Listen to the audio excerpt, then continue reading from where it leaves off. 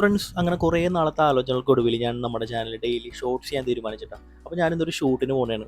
അപ്പോൾ അതുപോലെ ക്യാമറ പിന്നെ റീചെക്ക് ചെയ്ത് ഞാൻ പുറത്തേക്ക് ഇറങ്ങി. ആലുവയിലാണ് ഷൂട്ട് വരുന്നത്. കുറേ നേരത്തെ ട്രാഫിക് സഹിച്ച് ഞാൻ ലൊക്കേഷനിലെത്തി. ശ്രീദത്ത ആഞ്ജനേയ ക്ഷേത്രം, ആ ക്ലൈൻറ്റ് പറഞ്ഞ ലൊക്കേഷൻ തന്നെയാണ്. പുള്ളിക്കാർ വരാൻ ലേറ്റ് ആയതുകൊണ്ട് ഞാൻ കുറച്ച് സമയം അവിടെ പോസ്റ്റ് അടിച്ച് തന്നു.